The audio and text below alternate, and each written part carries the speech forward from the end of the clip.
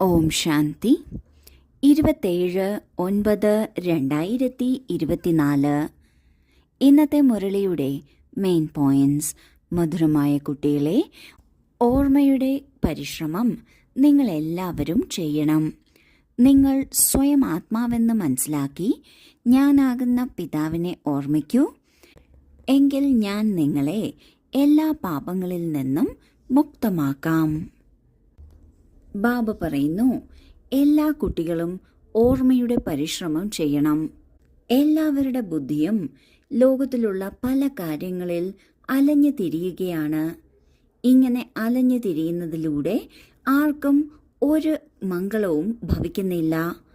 അതിനാൽ ബാബയിൽ തന്നെ ബുദ്ധിയോഗം വയ്ക്കുന്നതിന് പരിശ്രമിക്കുക തന്നെ വേണം. അതിനുള്ള ഏറ്റവും സഹജമാർഗമാണ് സ്വയം ആത്മാവെന്ന് മനസ്സിലാക്കി ബാബയെ ഓർമ്മിക്കുക എന്നത്. ഇതിലൂടെ നമ്മുടെ എല്ലാ പാപവും നശിക്കുന്നു.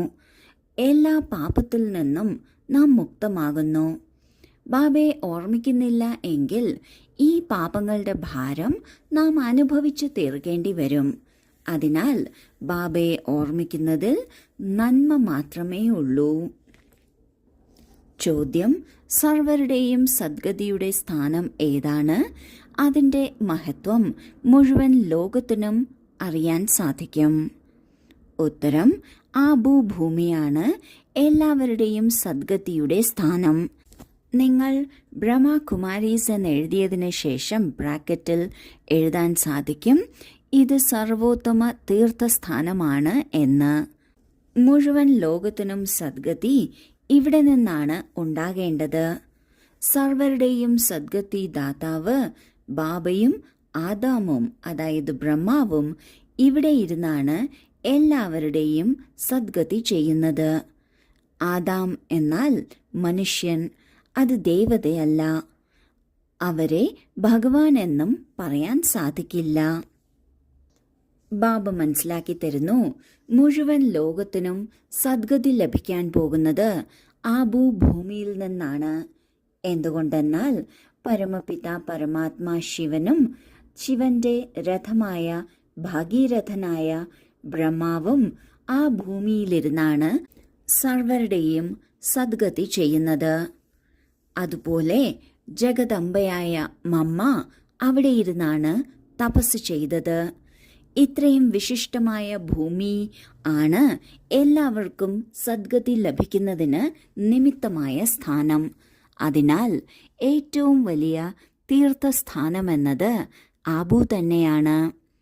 ഒരു കാര്യം ബാബ വ്യക്തമാക്കുന്നു, ആദാം അല്ലെങ്കിൽ ആദ്യ മനുഷ്യൻ, അതുമല്ലെങ്കിൽ പല ധർമ്മങ്ങളിൽ പല പേരുകളിൽ അറിയപ്പെടുന്ന ബ്രഹ്മബാബ അവിടെ ഇരുന്നാണ് നിമിത്തമാകുന്നത്. ആദാം എന്നാൽ മനുഷ്യൻ എന്നാണ് അർത്ഥം, അല്ലാതെ ഭഗവാൻ എന്നല്ല. ആദാം, ആദിദേവൻ, മനു, ബ്രഹ്മ ഇതെല്ലാം ഒരാളുടെ തന്നെ ഓർമ്മചിഹ്നങ്ങളായ പേരുകളാണ്. ധാരണയ്ക്കുള്ള മുഖ്യസാരം: 1. ഇത് അവസാന സമയമാണ്. തിരിച്ചു വീട്ടിലേക്ക് പോകണം. ഇതിനാൽ തന്റെ ബുദ്ധി നാമരൂപങ്ങളിൽ നിന്ന് മാറ്റിയെടുക്കണം. നമ്മൾ ആത്മാവ് സഹോദരങ്ങളാണ്. ഇത് അഭ്യസിക്കണം. ദേഹാഭിമാനത്തിൽ വരരുത്. 2. ഓരോരുത്തരുടെയും അവസ്ഥയും യോഗത്തിലും രാത്രിയും പകലും തമ്മിലുള്ള വ്യത്യാസമുണ്ട്. ഇതിനാൽ വേറിട്ട് ഇരിക്കണം. പരസ്പരം സ്പർശിക്കരുത്. പുണ്യാത്മാവാകുന്നതിന് ഓർമ്മയുടെ പരിശ്രമം ചെയ്യണം. ആദ്യത്തെ പോയിന്റിൽ ബാബ പറയുന്നു, ഇത് അവസാന സമയം നടക്കുകയാണ്. എല്ലാ ആത്മാക്കൾക്കും തിരിച്ചു വീട്ടിലേക്ക് പോകണം. ഇതിനാൽ ഈ ഒരു സമയത്ത് നാം നമ്മുടെ ബുദ്ധിയെയും മനസ്സിനെയും നാമരൂപത്തിൽ പെടുത്തരുത്. മുഴുവൻ ദിവസത്തിലും ചെക്ക് ചെയ്യണം, ആരുടെയെങ്കിലും രൂപമോ നാമമോ നമ്മുടെ ബുദ്ധിയിൽ തുടർച്ചയായി വരുന്നുണ്ട് എങ്കിൽ അവരിൽ നമ്മുടെ ബുദ്ധി പെട്ടുകിടക്കുകയാണ്. അവരിൽ നിന്ന്, ആ നാമരൂപത്തിൽ നിന്ന് നമ്മുടെ ബുദ്ധിയെ മാറ്റിയെടുക്കണം. നമ്മൾ ഓരോരുത്തരും സഹോദരങ്ങളാണ്, ആത്മാവ് സഹോദരങ്ങളാണ് എന്നത് അഭ്യസിക്കണം. ശരീരബോധത്തിൽ വരുന്ന തരത്തിലുള്ള ഒരു പ്രവൃത്തിയും ചെയ്യരുത്. രണ്ടാമത്തെ പോയിന്റിൽ ബാബ പറയുന്നു, പരസ്പരം സ്പർശിച്ച് ഇരിക്കരുത്. കാരണം ഓരോരുത്തരുടെ യോഗവും അവരുടെ മനസ്സിന്റെ സ്ഥിതിയും വേറെ വേറെയാണ്. അതിനാൽ അംഗം അംഗത്തിനോട് സ്പർശിക്കരുത്. കൂടാതെ ഓർമ്മയുടെ യാത്രയിൽ പരിശ്രമിക്കണം. ഇതിലൂടെ നാം പുണ്യാത്മാവാകുന്നു. വരദാനം: ബാബയുടെ സ്നേഹത്തിൽ തന്റെ മുഖ്യ കുറവിനെ ബലിയർപ്പിക്കുന്ന ജ്ഞാനീതു ആത്മാവായി ഭവിക്കട്ടെ. ബാപ്ദാദ കാണുന്നു, ഇപ്പോൾ വരെയും 5 വികാരങ്ങളുടെ വ്യർത്ഥ സങ്കല്പം മെജോറിറ്റിയിൽ വരുന്നു. ജ്ഞാനി ആത്മാക്കളിൽ ഇടയ്ക്കിടെ തന്റെ ഗുണത്തിന്റെയും വിശേഷതയുടെയും അഹംഭാവം വരുന്നു. ഓരോരുത്തരും തന്റെ മുഖ്യ കുറവ് അല്ലെങ്കിൽ മൂല സംസ്കാരം അറിയുന്നു. ആ കുറവിനെ ബാബയുടെ സ്നേഹത്തിൽ ബലിയർപ്പിക്കൂ. ഇതാണ് സ്നേഹത്തിന്റെ തെളിവ്. സ്നേഹിയും ജ്ഞാനീതു ആത്മാക്കളും ബാബയുടെ സ്നേഹത്തിൽ വ്യർത്ഥ സങ്കല്പങ്ങളെയും ബലിയർപ്പിക്കുന്നു. ബാബയോട് നമുക്ക് സ്നേഹമുണ്ട് എന്നതിന് തെളിവാണ് നാം നമ്മുടേതെല്ലാം ബാബയ്ക്ക് കൊടുക്കുന്നു എന്നത്.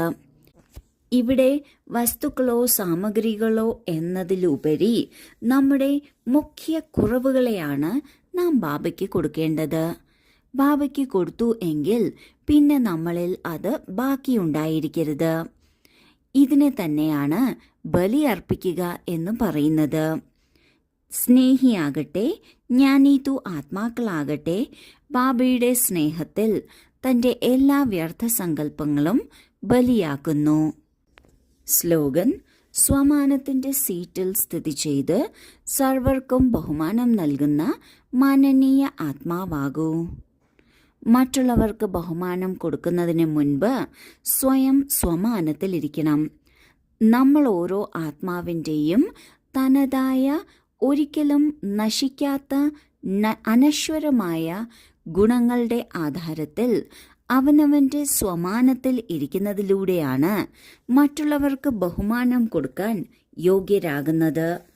ആര് ഇപ്രകാരം സ്വമാനത്തിലിരുന്ന് മറ്റുള്ളവർക്ക് ബഹുമാനം കൊടുക്കുന്നുവോ അവരെയാണ് മാനനീയ ആത്മാവ് എന്ന് പറയുന്നത്. ഓം ശാന്തി.